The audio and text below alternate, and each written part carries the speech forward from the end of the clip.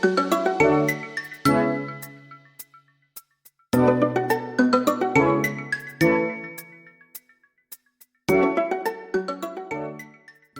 everyone, welcome to another Shoujo bonus episode, continuing on our series of watching Jurassic Park. Today we are watching the third and final in the original dragon. Why did I say dragon? Jurassic Park series. My name is Joe, and I am here with Sarah. That's me. Of Shoujo. Say hi, yeah. Hi.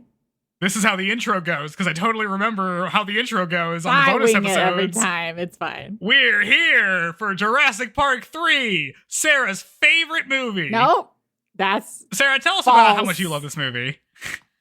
Okay, so as a child watching this, I was like, yeah, this is fine, cool, new big dino, whatever.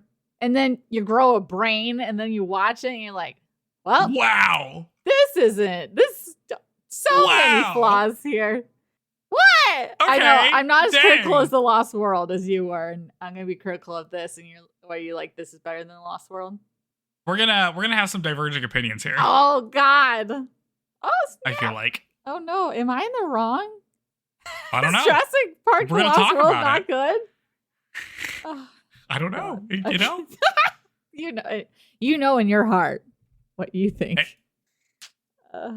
Okay. So many things could happen. But yeah, so I'll be doing the recap in Jurassic Park since this is all I know by heart is Jurassic Park. And yeah, okay. Switched roles.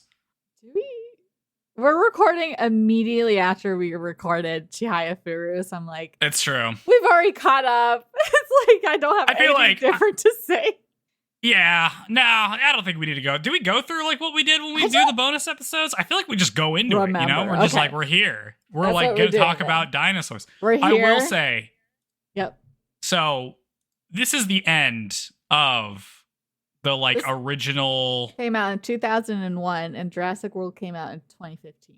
For quite some time, the last. So, it's 14 years difference. Although, when did Jurassic Park 2 come out? 1997, so only 4 years after the first one. 4 years? But decent spacing between all of them. Not regular, not consistent, but that is not Jurassic World, Jurassic Park at all. Everything's different every time. So, I guess we should talk about, some of the background of this movie first. I feel like we do that. This one is directed not by Steven Spielberg. Spielberg, I think, is an executive producer, yep. An executive producer in this one. This is directed by Joe Johnston. I looked up movies he's done. He has some good ones. He did the freaking Page Master and what? Rocketeer.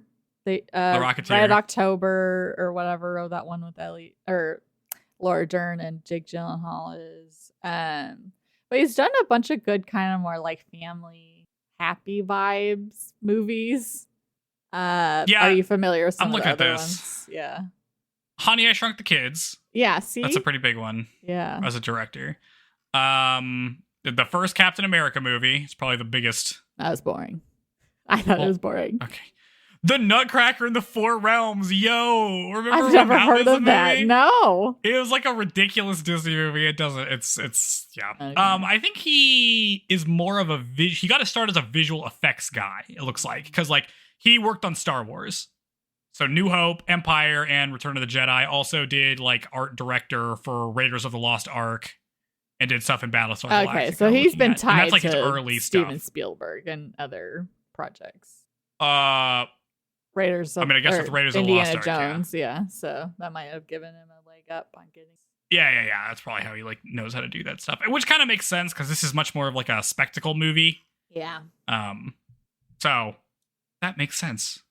Screenwriters, they're different screenwriters than last time as well. David Koepp, I don't know if I'm saying that right. Koepp was the screenwriter for Jurassic Park 1 and 2, and it looks like in the third one, it's a different set of writers. We're just a lot, not the same people directly hands-on with this.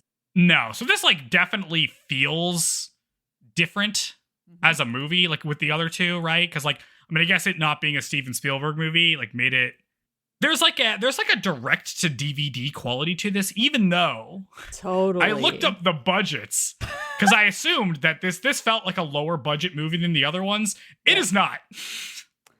Because like the budget for Jurassic Park 3, so the budget for the first Jurassic Park movie was $63 million, right? And it made like, $1 billion or whatever. Jurassic Park 2 was $73 million, right? So a bit more, but not like a huge amount more. And that made like $500,000 or something. Or no, $500 million worldwide. And then Jurassic Park 3 was $93 million. Like it was, shit.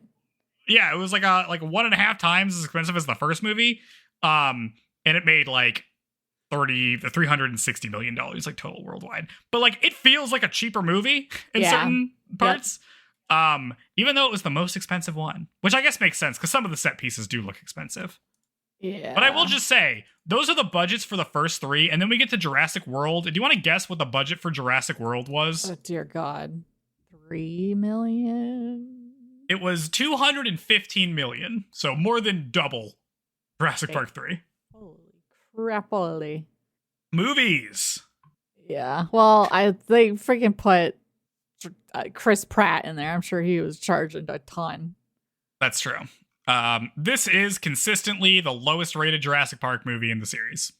Yeah, it's my lowest. Well, let's see. It's my second lowest. I really didn't like Dominion. Although I only watched it once. We'll watch that. I've never seen that one, so I don't know. I know it kind of was a very troubled production where they like had so many different versions of the script, and even into filming they were still rewriting it, so that like leaves a lot of like not thought out details in this, or like maybe it worked for an old script but it doesn't make sense here now kind of stuff. Yeah, so yeah, and well, this is another one where like it seems like no other characters show up from this movie into the future ones. Nope. Except for the ones that have already been established. Yep. So whole new cast. It's like a small cast too. This is the smallest. It's a very small cast. Ever. Yes. So I guess all that. This is why I feel like it had CGI. The effects, right? This is why I'm like it feels cheaper because it's like there's not a lot of actors. There's not a lot of like we don't really cut anywhere else. Like you know what I mean? Like all of the scenes are like in the same. Yeah. There's not multiple perspectives. It's just the one story. Right. There's no B plot. There is no B plot. Yeah, that's so. But I guess Lost World was kind of like that too. But like Lost World, now we're in San Diego. You know what I mean? Like now we're on a boat. We don't really even have like anything like that in this. It's just like you're in Jurassic Park. You know, you're on that island. At least that had. And then we go to different parts. Groups of people, like the ones sent by Hammond and then the sent by InGen. So there's a little bit of like switching between and different opinions, perspectives in that one. Yeah. This is also the shortest Jurassic Park movie. It's so short. It's so short. It's like an hour and a half. Yeah, that's so short. It's like an animated film length. Yep. Oh, man. Which I think helped it. I think being shorter probably helped it in my eyes. Did you see which one's the longest? The longest is, I'm just pulling all this off Wikipedia. The longest is Dominion. Your least it's 174 minutes. So yeah, So it's almost 2 hours and 30 minutes. All the other ones are around like the 2 hour, 10 minute mark. That's kind of the layout of it, of like where it sits with the other movies in the franchise for the most part. I feel like not high. It doesn't feel like at this point that Jurassic Park is going to be a franchise that survives any longer than this movie. Yes. Yeah. Because that's a long time to go between them. And I guess we weren't at the stage yet of everything just being remakes of old or like continuouses. So people probably thought this was it. I'm looking at the novels, which is like kind of the ways you like continue a series back in the day. Yep. And other than like the 2 Crichton novels, there was a short trilogy of spin-off novels based on Jurassic Park 3 by Scott Cintron. Oh, I didn't know that. That's interesting. But that just was 2001 to 2002. Well, it's 2001 to 2002, and then that's it. Then there's nothing until I guess the reboot in 2015. Colin Trevorrow. Yeah. So that's kind of the troubled backstory of this movie. Now we can jump into why this is not well received, which is talking about the movie itself and what happens in it. Okay. Are you ready? Ready for me to remember go how through Jurassic the plot Park goes without... Yep. Okay. So, opening scene, because each movie opens with like somebody gets some kind of dino encounter. That's how they've opened in the first two movies, and now this one. So basically, we've got a boat that is, near Isla Sorna, and which is Site B. And the island from the second movie. It's restricted because they're like looking out for planes to make sure that they don't see them before they like parasail, because it's illegal to do so. And so we've got a boat with the two folks, I guess, who run this parasailing company, and then the two tourists who are using the service is a young boy and adult man with him.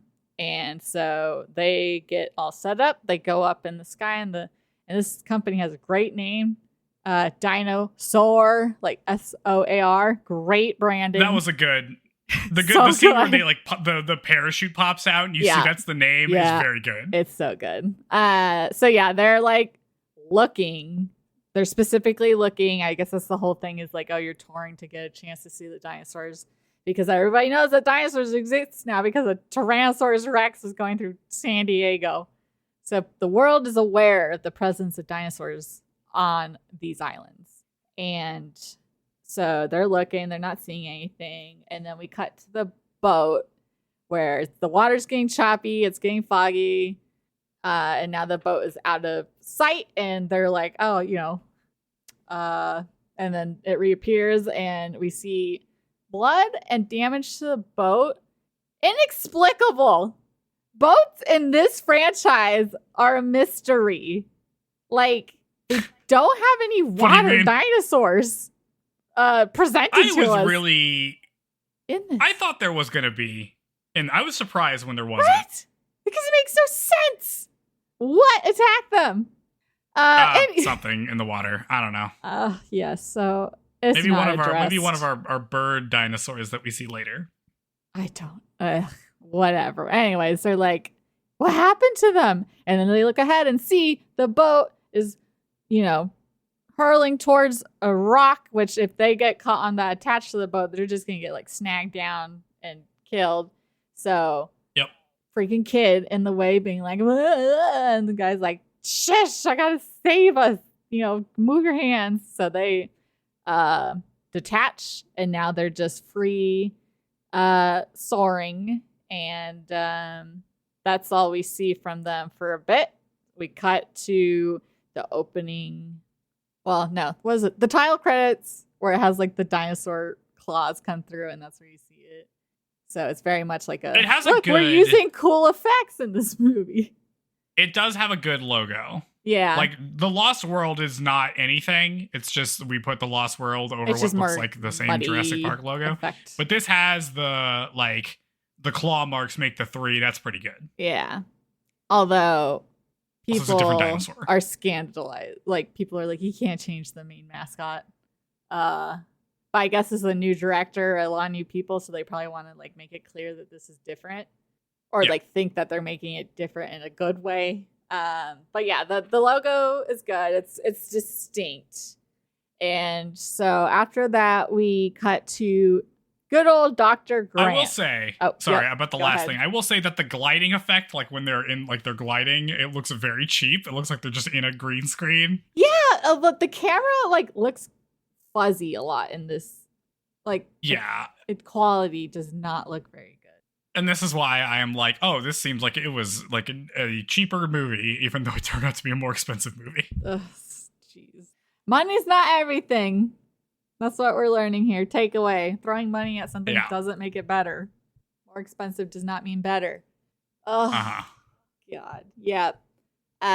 So yeah, we cut to a presentation speech by Dr. Grant, I guess at I don't know if it's a fundraiser or something, but basically he gives a spiel on the latest thing he's been talking about, which is the intelligence of raptors. And most people seem disinterested in that, and they're only there to ask questions about his experience at Jurassic Park. And Did we get the Diego. scene with Laura Dern before this? No, it's after. It's after this? Okay. Yep. That's not what it's in my notes, but okay. Is that right? Oh, maybe I think I'm it wrong. happens first. Okay. In my notes, God damn it. Okay. Sorry, guys. This one sucks. I haven't watched it as much, so I don't have it as clearly in my... Okay. Get back to that. Before this, it's Grant hanging out with married Ellie, who's got a freaking baby and toddler with some guy we don't know. Yep. I should look at my notes. It's going to help me. Okay. How do you feel about them not being Sorry, together? I need to look at my notes. Well, as a child, I didn't realize that they were together. So, like, growing up watching this, I was like, whatever. But it's very clear that it's like, oh, this is, he probably, I don't know. Like, obviously, it didn't work out between them. And probably it's the kid thing, right? He didn't want kids, and she very clearly wanted children and now has children with someone else. And, but we see, because in the house, we see him trying to talk to her parrot, because parrots live a long time, so it knew him previously. He's like, oh, it used to know my name. Because remember, we used to be a thing. Yep. New husband, me and her, we got history. But so we don't really learn anything about him, but we do see him interact with her son, and he is very awkward. Oh, still. Yeah. I do like how it's like he still kind of sucks at this. Like he's like okay interacting with kids now, but he's not good at it. Yes, well, he doesn't have the baby voice or like he's just talking to it, like correcting him, like, hey, a brachiosaur and a triceratops would not be fighting. It's actually these raptors here that would be fighting. Like trying to use reason with a 3-year-old. But the kid identifies him as the dinosaur man, and yeah, they have dinner. I made a note that they made coffee after dinner, which rules. I love coffee any time of day. Happy to have coffee after eating. Yep, dessert coffee. And Ellie and Dr. Grant are talking about his research, and he's like, they're smarter than we could ever imagine. I'm like, you guys, saw them yourselves, how smart they were. This is not a new discovery. We've known this. Them speculating about raptors specifically is very funny, because like I get why you do this, because it sets up stuff that happens later in this movie, but in the context of them doing it, it doesn't make sense. I mean, it makes a little more sense based on what happens in the next scene where he like gives the seminar. Yeah. And she, which is interesting, is like writing books about, I guess it's paleontology, because she makes a reference about not using a quote from Jack Horner, which is an actual person, the guy that Dr. Grant is actually based off of. So that's a fun little Easter egg that he exists in this world, even though Grant's character is based off him in real life. But so she's like an author now. I guess, the jig is up, so they can write books about their experiences if they want. NDA void when a dinosaur comes through downtown San Diego. Yeah, when it goes to San Diego, it's kind of over. Also, InGen, are they just gone totally under at this point? They never talk about that company. But I'm assuming they went under after the events of Jurassic Park 2. They surely must. Yeah. No, well, they don't, because it's mentioned in Jurassic Park World. But I don't know. I haven't seen that. Okay, well, it doesn't close because it still exists there. I just don't know how it could have existed for that entire time. I'm just assuming they're like doing terribly and, probably got so many lawsuits and this and that. They can't enforce their NDAs anymore because they have no money. Yep. So.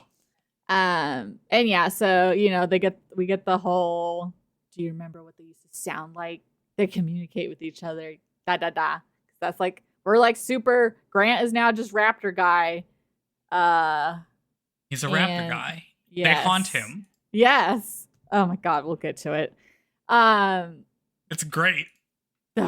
Whatever. Okay. And then, and then from here we go to so he's just visiting. I don't remember where this takes place, but I guess it's like been a while since he saw Ellie, and since he's in town for this, presentation thing, he came and visited her. And now back to what I first described.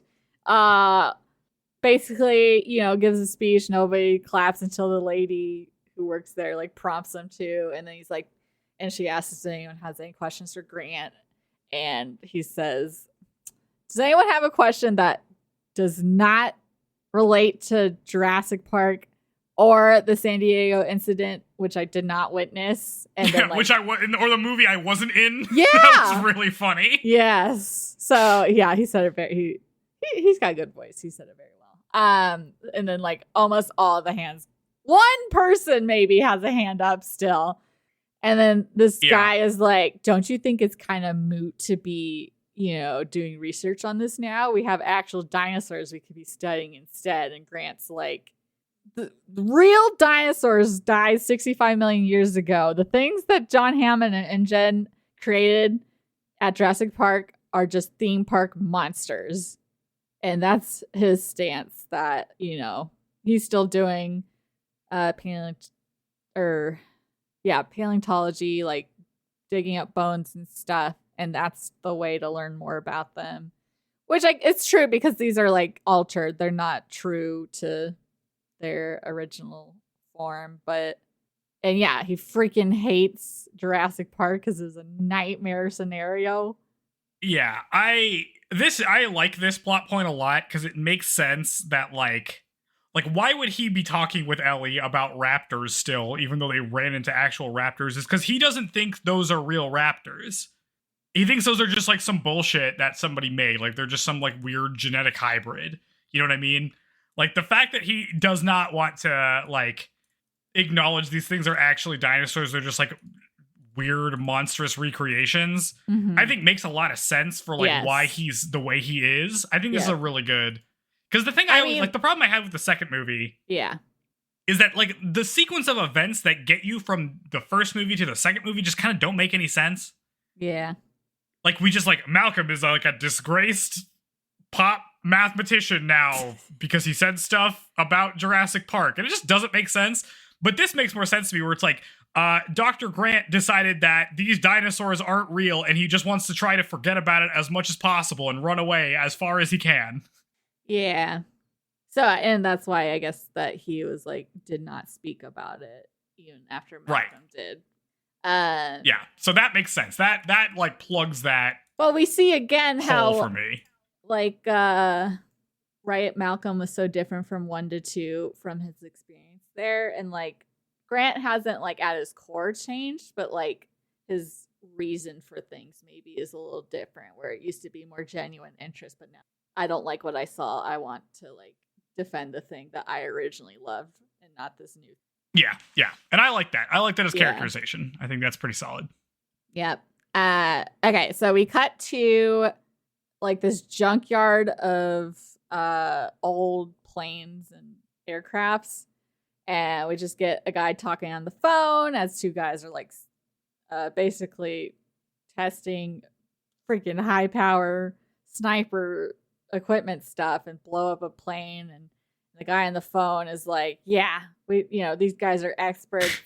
This is going to go great. Basically just like, oh, somebody has a plan that includes needing guns for dinosaurs. Yeah. Because they shot a stationary airplane with a huge sniper rifle. So close. It wasn't far enough to justify. It wasn't even that far. It has like the biggest scope of all time. Yes. This is extremely funny for what happens later. Yes. I made a note. I do like the music. Like, I wouldn't say any of this music is music that I remember outside the movie, but I think the music's a good job of kind of carrying the legacy of good music in this. Is John Williams the composer in this? Or is this probably someone else, because we're not keeping anyone. Yeah, I don't know. I'll look that up. Okay. After this, we cut back to Alan, who, clearly getting back home to Montana after his business trip. he get a freaking this is like the dig site he's currently working at. He's Dr. Grant. He's a professor, blah blah blah. We see one of his students who's a, like, let me show you how, like, where it's like, oh, I'm a girl and I don't know how to bat a baseball, whatever. So the guy is like, here, let me show you, and they like hold him behind and show you how to swing. The dinosaur cleaning version of the bone, digging version of that, or he's just some girl being like, slower, wink, wink, nudge, nudge. Yep, music. Who's it composed by? So the composer, John Williams did not do 3 because he was busy doing AI, the music for AI. And he recommended the movie, Artificial Intelligence, AI. I think it's another Spielberg movie. Don Davis was the composer for this, who did the music most notably for the Matrix series. Oh, okay. Yeah. Okay, so someone... Yeah, because I do like it. It's just not as memorable. And also a Goofy movie. Oh my god, I love Goofy movie. Okay, that's fun. Okay, that's fun. See, we have like people who've worked on family movies working on this movie. Is interesting.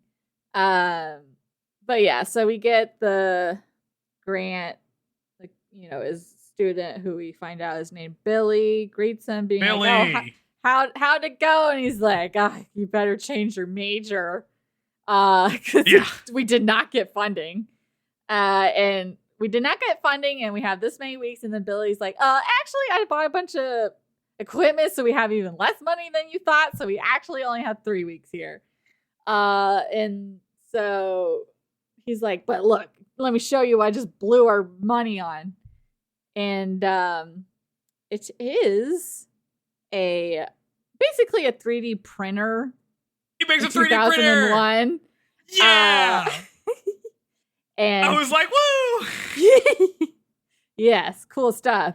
Basically using it to like scan fossils and recreate parts of dinosaur anatomy. And what does he have but the vocal resonating chamber of a velociraptor? And he starts. Right. He makes a big. So it's whistle. like a working whistle, and then Grant. We can see Grant being like, probably has goosebumps because it sounds like the raptors that he encountered in his time at Jurassic Park.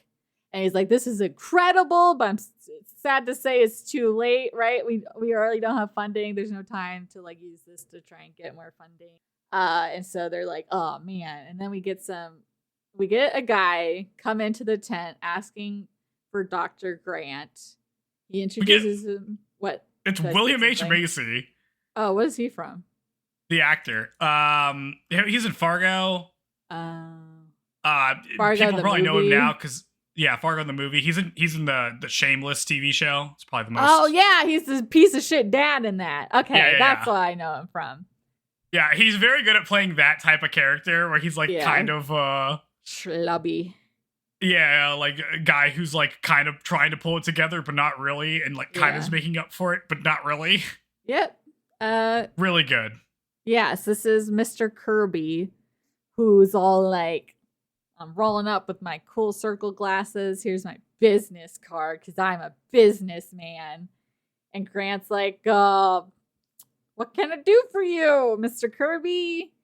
And Mr. Kirby talks about how him and his wife are little like travelers and do all the adventures. He like really oversells this. Yes, you can. It's very which clear is great. That he's deceptive, like trying to compensate or like convince. Well, it's really good because it comes off like because he's like, oh, I'm in investing. Like we do all this other stuff. I've made like very powerful friends or whatever. Oh my god, yeah. But like it comes off as like this guy is just like it's good for the sales pitch that he's doing. Which like he comes off as like a dumb rich tourist. Which is what he's pretending to be. That's so true. Yeah, basically. Except they do go get dinner at a dive bar. Yeah, that's true. Incredible. Well, it's Montana, so I'm assuming there's not a lot of options. It's just dining. Really funny. Where it's like, I'm super rich. Anyway, we got to go to the like burger joint on the corner here because that's what I can afford. Yes. But yeah, basically he's like, oh, me and my wife always for our anniversary do new adventures. And we're looking to fly around Isla Nublar, and we'd love to have you join us as a guide, blah, blah, blah. Mr. Kirby's like, oh, sorry, I just travel. Or no, he doesn't say this yet. Basically, he's like, can I treat you to dinner? And Grant is like, oh, I just got back. I'm too tired, trying to pull out. And then Billy's like, we'd love to. And then that forces Grant to go along. And Kirby's like, great. Okay. So same day, spontaneous dinner with strangers. And then, this is where they meet Miss Kirby, who I like. Obviously, I know all these people from this movie, but when I watched Bad Boys for the first time, I was like, oh my God, it's Mrs. Kirby. Yeah. She's in that. Tia Leone? Yes. And they give the whole spiel of what, they on their anniversary like to do big stuff, and that they are going to be flying around the island. And Grant's like, oh, you won't be able to fly low enough to actually see anything. And then this is where they're like, well, that's the interesting thing. We have permission to blah, blah, blah. Grant's not convinced. He's like, oh, that's hard to believe. Basically, they're like, oh, this would mean so much to us. And Mr. Kirby pulls out a checkbook and he's like, I will compensate you. Like, I can write all kinds of numbers on this check. Just say it. And then Grant is a sellout now. Dude, he needs the money. This is the thing we know about Grant. Yeah, that's true. This is the exact same scenario where it's like, oh, I don't want to go, but this is going to save my career and this dig site. So, like, second time. This is the thing. He should have learned his lesson. I like about it's because it's like the thing about Grant, and this is true of all three movies, is that he will always take the check, and I think it's so funny how that's like, as much as a like curmudgeon-y guy who doesn't want to like have anything to do with any of this stuff, he will always take. He can't say no. Like he is the most American guy where it's like he does have a price for everything. Yeah. Well, everything he wants to do, it's not something he can fund. It like has to be funded by greater forces. And so, like, his whole career probably has been, like, making nice with all these people that he hates for the sake of, like, necessary it's great. Evil. I love this. Yeah. So then we cut to freaking plane flying over the ocean because we're doing it. We've got Grant on the plane, of which, he's like, oh, God, these people suck. I'm going to take a nap, wake me up when we're there. And I don't know, him and Billy like chat a bit before that, just like, oh, we always got a lucky bag of some kind in these movies now. He's lucky got bag. like a camera bag, and he's like, oh, I went, gliding, and this one strap saved my life, blah, blah, blah. Anytime they focus on any kind of object or like action, it's important. I like the inversion of this, because like in the second movie, it's like the bag does end up saving her because she like holds on to it while like not falling. And in the third movie, the bag like gets them all wrecked because it like screws everything up. Yes. So yeah, that's true. So many parallels. So we meet a few of our other cast members now. You don't need to meet. They don't matter. Mr. and Mrs. Kirby are here. There's a guy, super suspicious looking, wearing all black and sunglasses, and Billy's like, oh, how you know them? And he's like, oh, a church. And then we've got two folks flying the plane. The guy, obviously these are the three guys we saw blowing up, blah blah blah, like the mercenary guys. So we've got, so Cooper's the guy in black, and then Nash is the actual pilot, and then there's Udesky, who is the guy who's on the phone. So he's the one coordinating with the Kirbys to get this all set up. And these are the other two are kind of like the little henchmen. And so Grant takes a nap. And then one of my biggest issues with this goddamn movie is that he like has this dream. He's on the plane and no one's there. And he hears his name being called and looks over and sees a raptor talking to him. And it's not raptors he's ever seen before. It's not the raptors he saw in Jurassic Park 1. It looks nothing like that. You would assume if he would like think of a raptor, it'd be the ones that he saw and almost killed him. But no, we're too lazy to like render a different raptor. We're just gonna use the one that we made for this movie and put it there, even though Grant's never seen it in his life. I didn't even notice this. Are they that different? What? Yes! This one's like colorful. The other ones are like very like brown and like washed out, distinguished. Yeah, yes. And this has like little prods coming off the top of his head, and yeah. So I was like, oh my god. Oh, yeah, I am seeing a chart now. Yeah, it does look different. It's yep. like I mean, I like the raptors in Jurassic Park: The Lost World, which we only see for like 5 seconds, but those ones have like cool. They have like cool tiger stripes. And this is the same island as that movie. So if anything, they should look like those dinosaurs. They should look like the tiger raptors, not totally different. Because we forget that Site B is the thing we saw in Lost World, but we're not going to worry about trying to make any kind of distinguishable connection, even though it's supposed to be the same place. Oh, God. Okay. Okay, so he wakes up because it was Billy calling him, and then he like it turns out they're like all looking out for stuff and being like, you see anything? Let's find a landing place. And he's like, excuse me, we can't land here because they had like approached the island and were flying low like they told them they were going to. And sweet Grant is trying to do what he was hired to do and be like, look, Mrs. Kirby, if you look there, you can see blah, blah, blah. And then this and that. So I'm like, oh, he's just genuinely trying to be a guide like he thought he was going to be. It's so sad because no one was listening to him because they're all like looking. And we hear some radio audio, and it's like the Costa Rica government being like, excuse me, you don't have access to fly here. Turn around immediately. And they just turn the radio off. So at that point, I was like, dude, they know a plane is here. I can't believe they didn't send somebody to like check it out immediately. You know? Anyways. I mean, what are they going to do? Send like, yeah. I don't know. If someone's flying in a restricted area, is it more of a like once you land, in theory, you're landing somewhere with people and you just get received there? Yeah, like if you're flying to a restricted area, it's normally because there was like something happening there that they don't want you to show up to, so they'll just like arrest you when you land. If you're flying to like a forbidden zone, that's like it's off limits because you go there to die.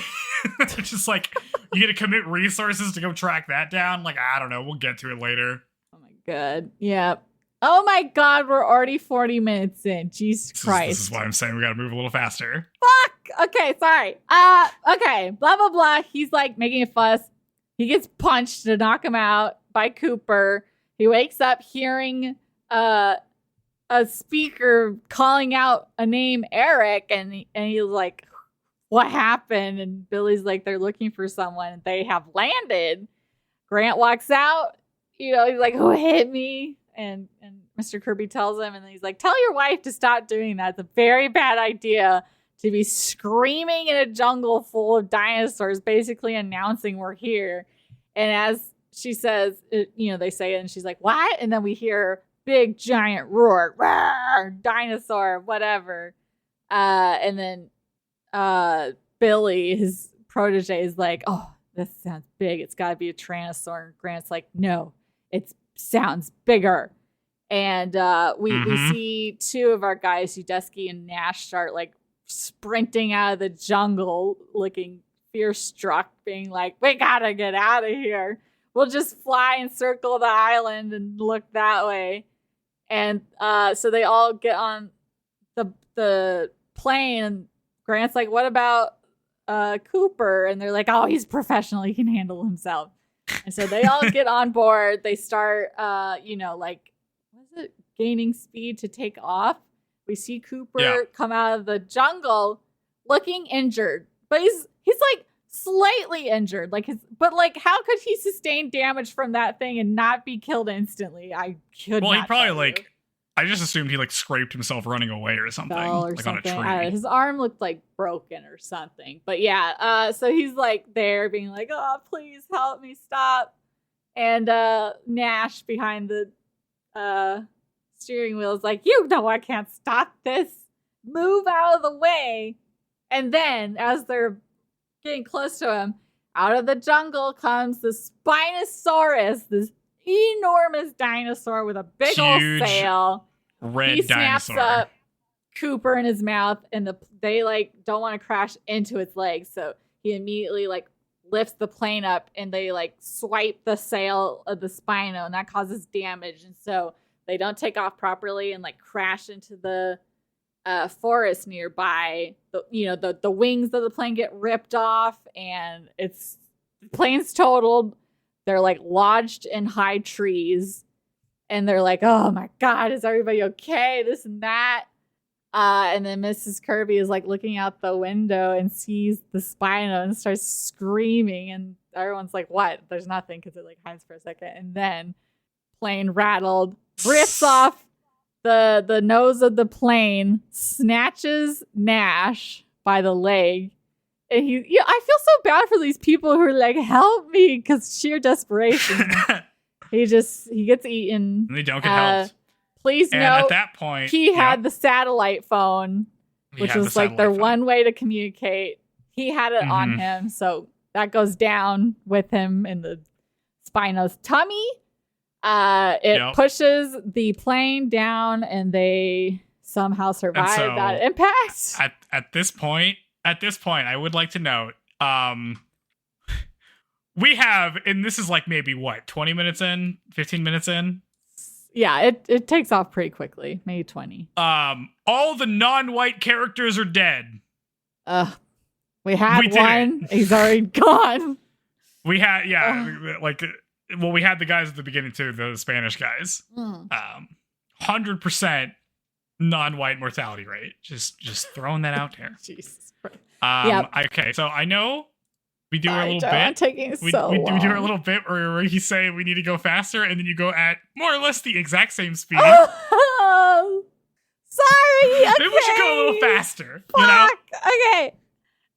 Okay. Okay. There's a scene where they get attacked in the plane, right? Yes. Yep. So they like basically he's eating Nash, and they like try to run out, but they're like, no, wait, and then they go back in. And basically like time it where it's smashing into the plane to like each run out by themselves. They take off into the jungle. They like reach a stopping point, encounter a T-Rex eating a carcass, and then Grant does the whole nobody move a muscle, and no one listens to him. And freaking they all take off, so he's forced to take off too. T-Rex starts chasing them. Oh, T-Rex and Spino collide in combat with each other as everyone else is scrambling underneath. And like very quickly, the Spinosaurus kills the T-Rex, the mascot of the beloved movie in this franchise, killed by this new one. Because they're trying to be like, look, we're the cool new Jurassic Park. Let's just murder everything people liked about the first one. And so T-Rex dead. Spino is distracted, so they take off from there. We cut to Grant punching Mr. Kirby because he's like, what the hell, man? Like, why did you land? Why are we here? Like, blah, blah, blah. And they explain that they're looking for their son, Eric, who crashed here 8 weeks ago. And, Grant's like, great. I bet you did. That check wasn't even real. And so he's like, we're here. Our lives, we're most likely going to die, and we're not getting even paid for it. And so he's pissed. Him and Billy are like, figure out the plan that they're going to go towards the coast and hope they can find a boat. And so Udesky and the Kirbys are like, what do we do now? And Udesky's like, we're going to search for your son still, but in the direction that the people who know what the hell they're doing are going. Is this also where we learn that Udesky is just like the booking agent for the other two guys? Like the other two guys are like supposed to be the mercenary guys, and he's just like the third guy who's there. Yes. So they start following and talking, and like that is very fun. Both him and Mr. Kirby are both like, you never can tell people, huh? You lied about you, I lied about me.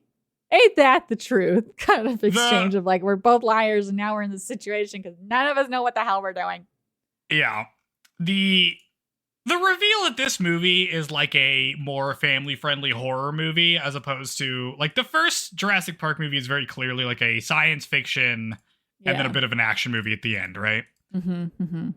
Jurassic Park 2 is kind of just like an action movie for the most part. Like it never really But feels darker, like anyone's in that much danger that you care about. Yeah. This feels more like a horror movie, you know, like a family-friendly horror movie. And like Campy. the things that play out, like are kind of in that, like the scene, like the way it's shot is definitely like in horror movie mode. It feels like, Yeah. you know what I mean? And so Yeah. I do like this being the big reveal that like we're on this island. Nobody has a plan. These people who you thought might have had a plan, like it's not going to be like Jurassic Park 2 where you show up and like a huge, like the army is here and you have all these professionals. It's like Mike and his buddy are here and you're stuck on this island and there's no way out and nobody knows you're here because this is so half-assed. And Grant is also here and he's just like, God damn it. I think that Sam Neill can carry a movie in a way that Jeff Goldblum could not carry a movie in Jurassic Park 2.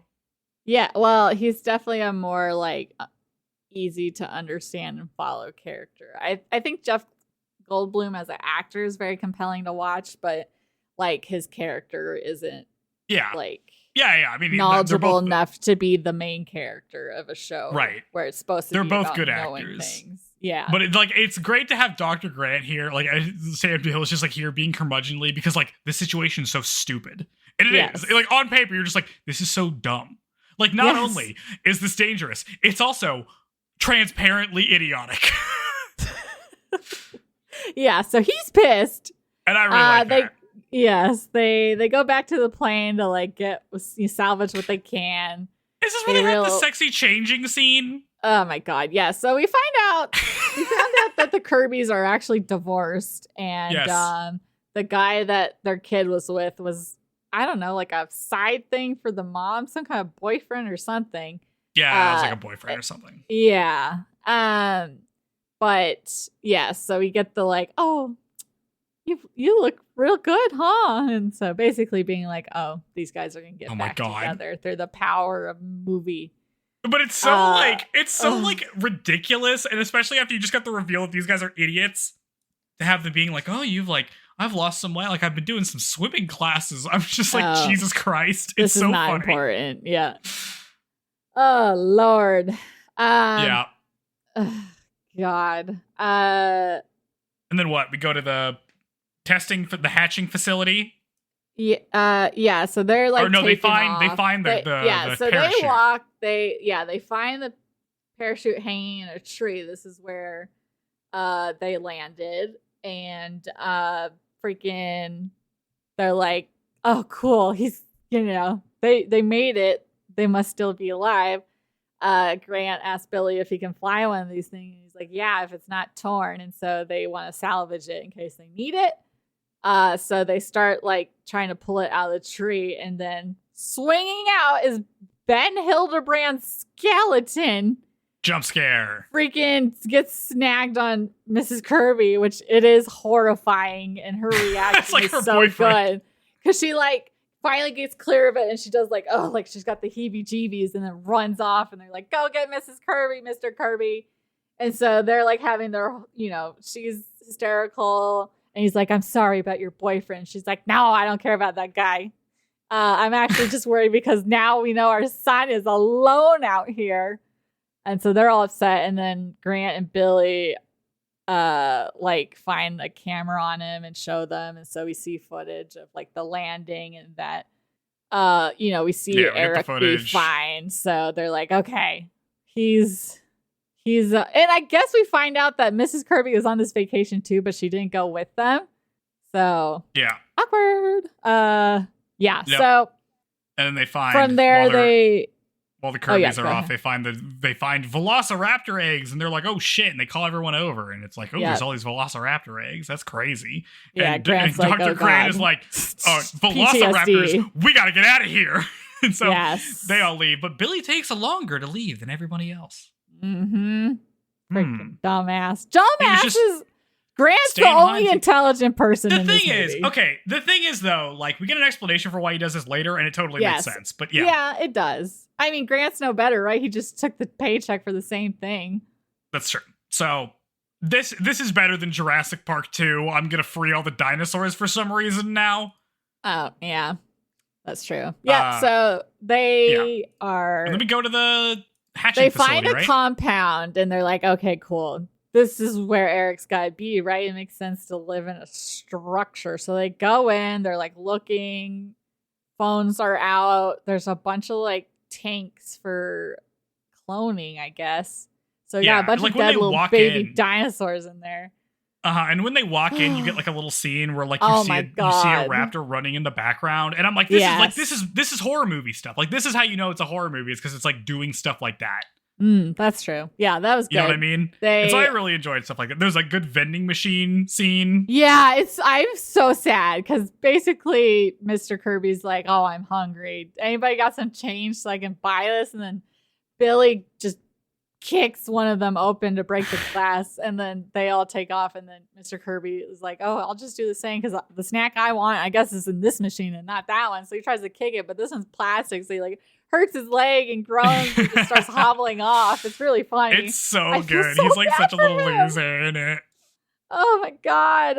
It's so funny. It's that's a good bit. So, and then they go into the hatching thing. Yeah, they're wandering around, blah blah blah. And this is again, like, this is like a horror movie. Dinosaurs. Oh yeah. This exact scene happens in like Gears of War 2, which like I just played through all of them not that long ago. Yeah, like, that's right. This is like the most. We're going through like an experimental facility that's been abandoned. What's going on here? It seems like they're genetically altering some of these things. Yes, it's good. So Grant's like, this is how you play God, and Mrs. Kirby is like going down the line looking at all these things, and then she sees one that like is a raptor head, and then she's just looking at it, and then the eye moves to look at her, and she screams because there's a raptor in there, and it starts chasing all of them, and they run into like, I guess like the kennel area where they would have kept these young dinosaurs, and they get split up. So Mrs. Kirby and Billy are like trying to fend off this raptor, and they manage to like kind of trap it for a second, and then everyone starts running, and the raptor starts vocalizing, and Grant's like, my god, it's calling for help. It's and like, then my one biggest fear. Yes, they take off outside. It's good. And then they start running and they get into like a herd, a stampede of other dinosaurs, and we see multiple raptors are now on their tail, and so everyone's getting separated. Billy drops his camera bag, and so Grant picks it up. I would not have been concerned about it. I would have just left it. But yeah, so they get split up, and I want to make a note, Joe, and I said this when we recorded the last one, but doesn't the island, like the plant life, look incredibly different than the second movie, which was all dry and piney, and this one's like super lush and tropical and green, and that one was like super brown? Yeah, but I'm assuming they're on a different part of the island, right? How big can this island be that it has like totally different? I mean, it's got to support all these different types of dinosaur that probably lived in different biomes. I'm just like, this doesn't look like the same place. Not that much. It wasn't that distracting to me, though. Okay. No, well, I'm just in my mind tearing this movie apart, so I'm finding any little nicky thing. I'm like, they made these raptors too smart. This is too smart of a thing for an animal to do. The raptors, especially at the end, are extremely funny. But yeah, we should... Unbelievable. So is this when they get what's his face? So yeah, they Grant is off by himself. The Kirbys and Billy are up in a tree, and we see Udesky get cornered and attacked by a raptor. Everyone up in the trees was watching, and they're like, "Oh my god!" And then they're like calling to him, and he starts twitching, and they're like, "Oh, he's still alive!" And Mrs. Kirby starts to like go down the tree, but falls and almost falls off, but like conveniently catches herself from falling in an awkward position. And then the raptors come out trying to snatch her. And so that's when Billy's like, oh my God, they actually set up a trap, which is also too much. That's unbelievable. That's good. No, it's good. Like, if you're going to start your movie being like, if it weren't for the meteor, raptors would have been the dominant species. I feel like you gotta be doing stuff like this. Oh my God. Yep. Like, it's goofy, but like, this is not a serious movie. No, that's true. That's very true. But yeah, so they pull her back up, and the raptors see that their plan failed, so they just go ahead and kill him. So bye-bye, Udesky, who brought some comic relief. We've got Grant off on his own, and then he ends up getting surrounded by raptors. And then out of nowhere, smoke grenades come, and we see what is very obviously Eric grab him and run and bring him to his little home base, which is a water truck outside the compound. And we find out, this is Eric. He's been surviving somehow. He recognizes Grant. They get a little jab at Malcolm in there. Yep. And they have some good banter here. Yes. Like, I like this kid. Like, this is probably, like, the kids in Jurassic Park have been very hit or miss. I like this kid. I like the conversation he has where he's like, oh, yeah, it's really helpful. I have this T-Rex pee. And Grant's like, how did you get T-Rex pee? And he's like, you don't want to know. And then, like, Grant's like, yeah, you've been here. Like, you did a really good job surviving for 8 weeks. And Eric's like, it's only been 8 weeks, which I thought was really good. Yeah. Yeah, that's good. That was, good Lord. It's horrible. Horrible. He's, old beans and chocolate bars and stuff. Yeah. But yeah, so they're like, okay, the game plan was go to the coast. I'm sure that's what your parents are still doing since that's what we said we do. So everybody is now heading to the coast separately. Yep. And we get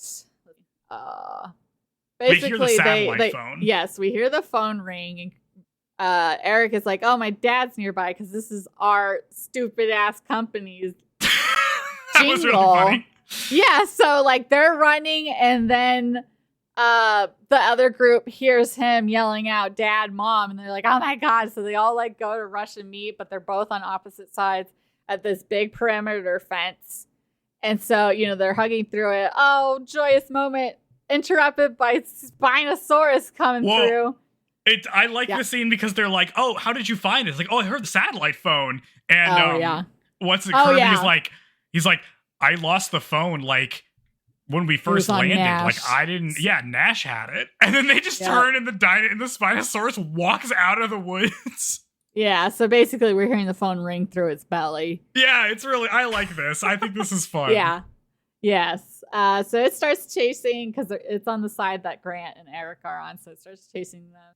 Again, it's crazy how humans are able to outrun giant dinosaurs, but they manage to find a hole in the fence. They go through, reunited, joyous, thinking they're clear, but then the Spino runs and like rams through the fence immediately, so they all scramble to get into this little building on the cliffside, and somehow that door is more sturdy than the entire perimeter fence, and it doesn't get them, and they're in there, and they have a confrontation because Billy's like, hey, give me my bag, my guy, I'm super suspicious, and Grant like opens it to be revelation.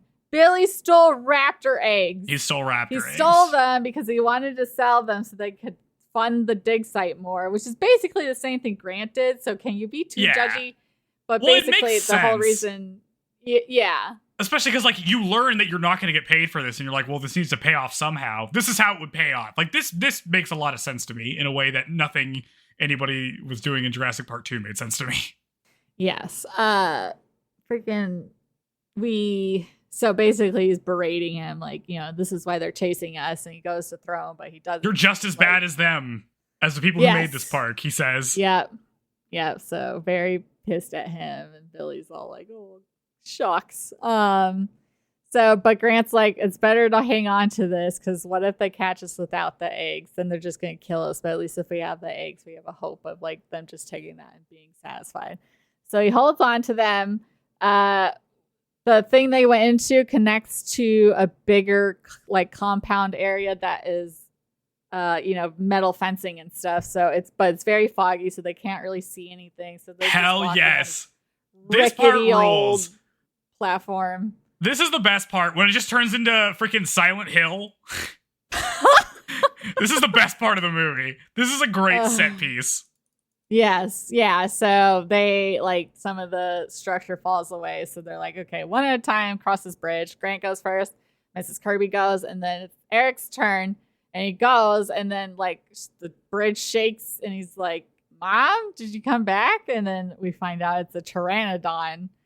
Huge ass flying kind of pterodactyl looking thing is on the bridge. It takes off, it snatches Eric and starts flying off, and they're all freaking out chasing it. And as he's getting snatched, Grant, like, it dawns on him because he sees bird poop, like, on these things, and he looks up and sees that it's a giant bird cage. Mm-hmm. And so this is, like, airborne dinosaurs, and so they all start chasing.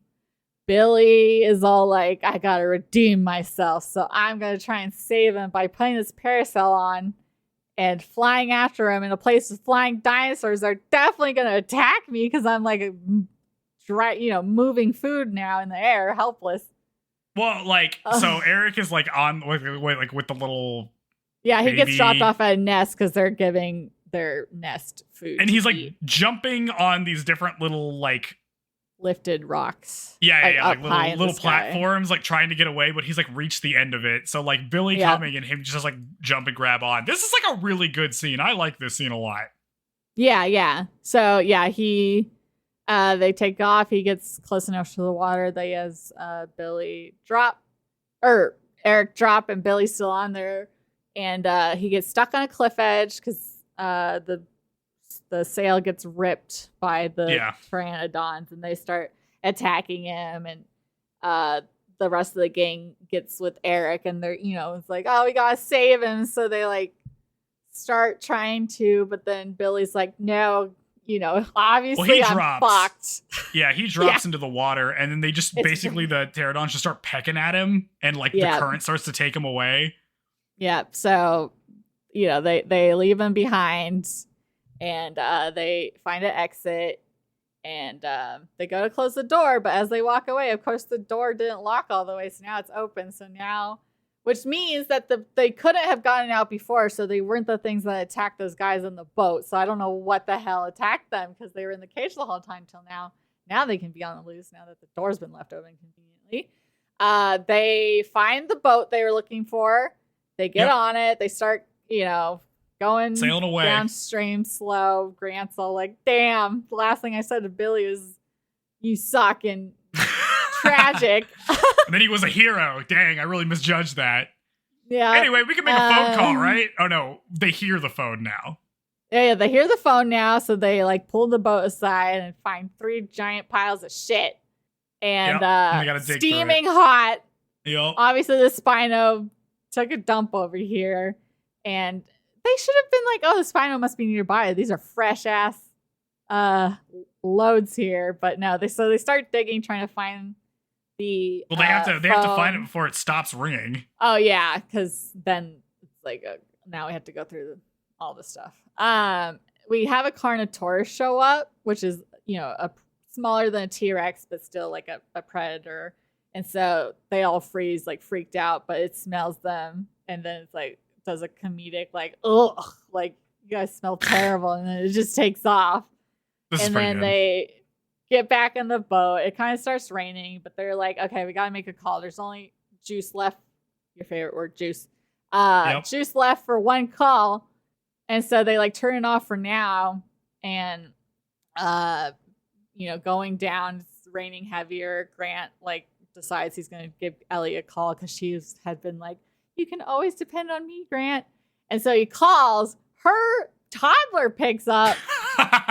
And so he's like, take the phone to Mummy. And while they're doing that, or waiting, while he goes and does that, the Spinosaurus reappears.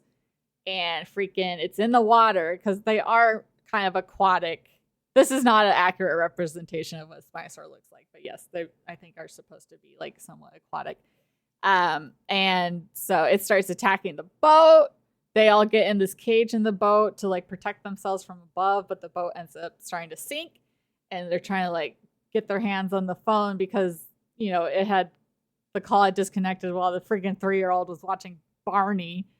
Dinosaur the Barney cutbacks versus are this. so good. I love this scene where it's like they're all getting like drowned by this Spinosaurus or whatever, and then on the other hand, there's this toddler watching Barney. Yes, it's good. So Ellie recalls the number because he told her it was the dinosaur man. So she calls. She's like, "Alan, hello. I can't hear you very well." And he's like, has 5 seconds before he goes under. So he's like, Site B, the river, and then gurgle. And so Ellie, at least he gets the the point across that Site B, which means Isla Sorna. So she turns away like she's activated to go, do something. So they're all drowning. Mr. Kirby manages to get out of that little cage. And so he starts climbing on this nearby crane, yelling and trying to get the Spinosaur's attention. He does, so the rest of them swim out. Freaking Grant finds a flare gun, which I'm like, are flare guns fire or waterproof? Like, would this thing work after being doused in water? I don't know. But basically, it's like starting to go after Mr. Kirby, so he like shoots it with the flare. One hits him, it doesn't do anything. But since the boat just got wrecked, there's like gas in the river, and so it hits the river, and then the river gets ignited, and so then it's like spooked and runs off, and Mr. Kirby like falls into the fiery water, and they're like, oh my god, he's dead, whatever. So Mrs. Kirby is all like, how you jerk, how could you leave me behind, blah blah blah. And then he's right there and he's like, oh, I'm fine, what are you talking about? And then little family trio, happy, hugging, all that, very clear that they'll get back together. And so from there, they like are on foot walking towards the beach now, because they hear helicopters. And so they're rushing to the beach, but a whole bunch of them, which this is where we see there's like different looking ones. So I'm assuming the colorful ones are the males, and the more similar to like what the first movie raptors looked like are the females, because the first movie only had female dinosaurs. So that makes sense. But so they're all kneeling, being submissive. And then one of the female raptors, it's indicating that I think it's Mrs. Kirby who has the eggs. And so she, is like, give me the eggs. And so she like puts them out in front of her as far as possible. And they're all nervous that they're about to eat them. But one female grabs an egg and then takes off, and then another one does. And then while this is happening, Grant sees in the bag that the raptor whistle thing is in there. So he starts to like use it to call for help. And then the raptors all hear that. And so they, take off, I guess, looking for the source of this, even though you would think they'd be able to tell that's happening right in front of them. But whatever. They take off. It's the group runs to the beach. And what is there but like Navy and Marines? Freaking Ellie dispatched everybody, even though they couldn't get anyone to come look for their son. But like she somehow had the connections to make this happen.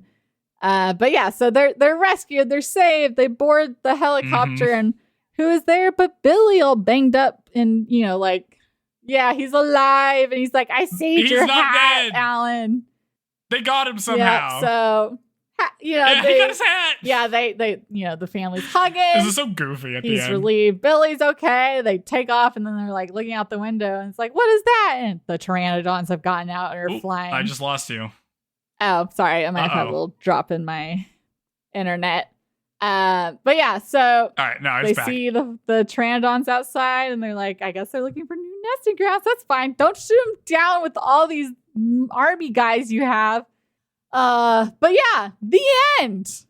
The end. The raptor scene is so goofy when they're doing like a hostage exchange with a bunch of raptors. It's like very funny. Oh my god. Yeah. And then Billy's not dead at the end because I don't know, plot, whatever. Who cares? But yeah, I'm like, 3 guys died for this one kid. He's a hero. Is that a fair exchange? I don't know. Yeah. I guess. It's like, what happened to Ben? What happened those guys to the guy? Shit. Why couldn't they get him out of the parachute? Why? Eric was just like, you're toast, dude. I'm taking off by myself. You can just rot over there. What happened? The skeleton was intact, which I think something must have happened. Like a big dinosaur came and got him while he was there, it would have been broken or something. Well, how could it might have been a small dinosaur that got him? Another thing that's not addressed and doesn't make sense. And they at some point Billy and Grant were like speculating on what the Spinosaur was, and we get some fun shout outs to dinosaurs that will later be in the franchise, like the Baryonyx and the Suchomimus. But Grant's like, no. Spinosaur Gypticus or something.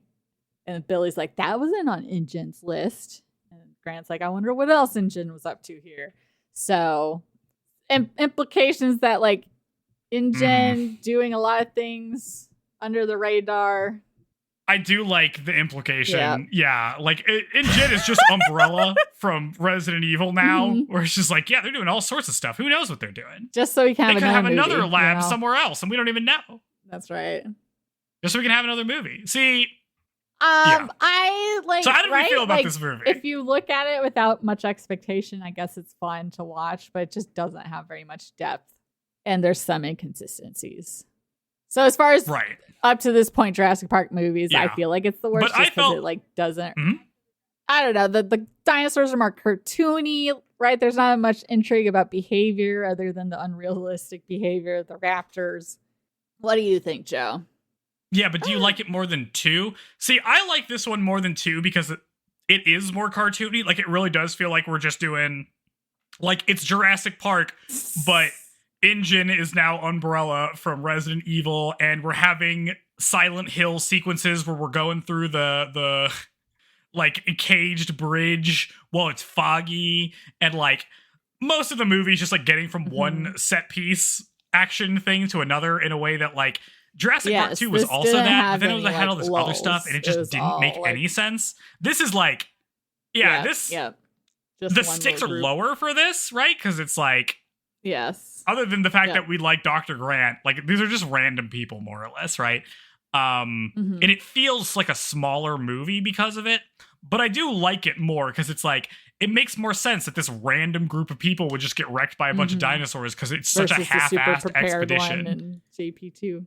Whereas, like, when the guys that have all of the trucks and the everything, like, they get attacked one time and they lose all that stuff, it just feels like it doesn't, for sure. that shouldn't be happening. Yeah. So it depends on what you're looking for as from much. A Jurassic Park movie. But yeah, I guess, like, critically, this is the worst at this point.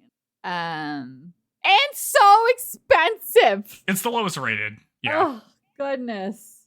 Yeah, the most so there's fun parts. We get some new dinosaurs, which we didn't get much focus on new dinosaurs. Like JP, The Lost World had the compies and, like, brief glances at other ones, but, like, new dinosaurs weren't in the action scenes. So we get Spinosaurus and the Pteranodon. Yeah, and I like that about. I could be wrong. They could be something not Pteranodon, but, like, in my mind, Pteranodons are, like, the big scary. Okay, cool. I was right. Wikipedia says it's Pteranodon, so. It's freaking, so kind of just like a fun, campy action movie. I mean, I like the pivot. Yeah. Well, I wish it was more scary. Movie. There's no, I mean, like, it's not, I don't even know if it's that campy. Like, it's just, like, over the top. I like being scared in movies, so, well, maybe I've just seen this too many times. There are jump scares. Whatever. Yeah, there's the skeleton. I mean, again, like, it's more family friendly. Like, it's not an actual horror movie. It's like a horror movie you can watch on TV. You know what I mean? Right. Which I think is just, like, something weird about Jurassic Park going forward of it being, like, a family oriented franchise, kind of. But I feel like it's a pretty good one of those. You know what I mean? Like, if I was gonna, like, introduce somebody to horror that doesn't really like it that much, I feel like this has all of the things you expect to see. Like, the scene where you think it's just a velociraptor head in a jar, but no, it's real, it moves, then attacks you. Or, like, oh, it's gonna get us through the cage, but then we push the door and now it's trapped behind the cage, is like, you know, it's good stuff. It's, like, ridiculous, right? Like, it's not realistic, but it is, like, fun movie chase stuff happening. Because I'm trying to remember what some of the original scripts were. Yeah, it's so short. It's also short for this before they really have, which I think helps. Because I think at some point there's just, like, early concept sketches, and it was, like, a guy, like, half man, half dinosaur thing. So this could have been much worse. Like a guy with, like, a dinosaur arm or something. Oh, weird, genetic, humanoid hybrid. No, that'd be crazy. So that would be sick. It could have been that. So it ended up being much smaller scale and stakes than any of the other ones. But I guess because of that, there was, like, you know, like, not as much expectation that it'd be. But this also, like, presents the most, like, it makes sense that you could make a franchise off of this movie than it does off of 2. You know what I mean? Because they made books about this somehow. I need to read those now. Because, like, well, I'm just saying, like, Jurassic Park 3 is like, okay, what if, like, 3, like people accidentally get stuck there because they were, like, doing illegal recreation activities, and then another group of people go in to save them, right? Like, that's small. It doesn't involve the founder of InGen, right? It doesn't involve all of these super important people. You know, we have like Dr. Grant's here, but Dr. Grant's just here because we need a character that you guys know. Yeah. He doesn't really have to be here. It could be somebody else, right? And it would still work. This is like, I could see how you could, if this was popular, you could pump out like one of these every year. You know what I mean? Like with like some different scenario as to why you're going to Dinosaur Island. Vibes. Are we going to cover Camp Cretaceous, you think, ever? Or no? We're going to get through the movies and then maybe someday. We can. So the thing is, like, if we look at the franchise of Jurassic Park, if we ignore the novels, which I don't know, both. I guess we can read some of them. Yeah. Like, I mean, if we don't read these Jurassic Park Adventure spin-off novels, World. This is the last thing that comes out before World, because World comes out in 2015. The TV shows is a Lego Jurassic World stuff happens in 2018. Camp Cretaceous. Then there's Jurassic World Chaos Cretaceous. That's in 2022. Or that's in 2020. And then you have Chaos Theory, which is 2024. So like you don't get any of that stuff until well into reboot time. Yep. So we could. Yep. We're still in chronological order. That's JP3. We ignore the books. We'll see. Because June is when Rebirth comes out, so we need to watch the other 3 movies before. So hopefully we can try and we can do. Well, no, that's next month. JK, we would have to do these very quickly. But yeah. We may not get through all of them, but you know, we can always record in whatever order, just release them whenever. Yep. Okay. But yeah, that's our coverage of Jurassic Park 3. Let us know what you thought of it, how you feel about it. What's your tier maker or whatever for Jurassic Park movies? Oh. 1, 2, 3. Should we give our ordering right now? 1, 3, 2. Yep. So we're having diverging ratings. Yes. Only slightly complicated with. Here's the thing, is that from here on out, we're in reboot territory, and I didn't like Jurassic World that much, and I feel like we're just gonna I don't know if any of these are gonna be good.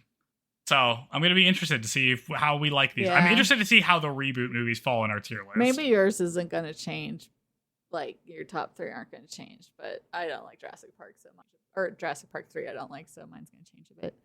But yeah, okay. Well, do we do a what did we learn with bonus episodes? I don't remember. Yeah. From Jurassic Park? Yeah, sure, we can. What did we learn from Jurassic Park 3? Always vet your employer. If you fell for something and it ended tragically first time, don't expect different results. That's what insanity is. Trying the same thing and expecting something different. Okay, but it was different. The thing is that there were different results. Is like money incentive to go with this rich person. People die. Somehow you survive. And then you make the same mistake. Listen, that's just who Dr. Grant is. Dr. Grant will always take the money. To paleontological research. Yep. Yep. Okay, well. Yep. Jurassic World. All right, well, next time, Jurassic World. Where it becomes about people and not it's dinosaurs. Time for Chris Pratt. Yeah. Dinosaurs. Okay, well, thanks you guys for listening. Yep. And we'll catch you next time. Fear in my heart. Bye. Yep, next time on our Jurassic Park watch through. Yay! That's not shoujo related. Yay! I'm like Chihaya, where it's like we're just going along with what I want for some reason. But it makes no sense. Want to make us do some kind of like bonus episode series that's like stuff I like, but I don't know what that would be. Are we done?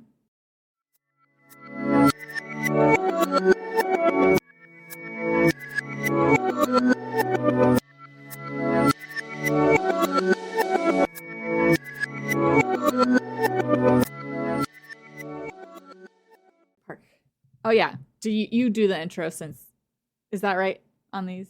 That's right. Yep. Yes. Ah, your turn. I don't remember what I say in any of these intros, to be honest. I think I just make it up every single time. But whatever. Hey okay, guys, here we go. Joe here.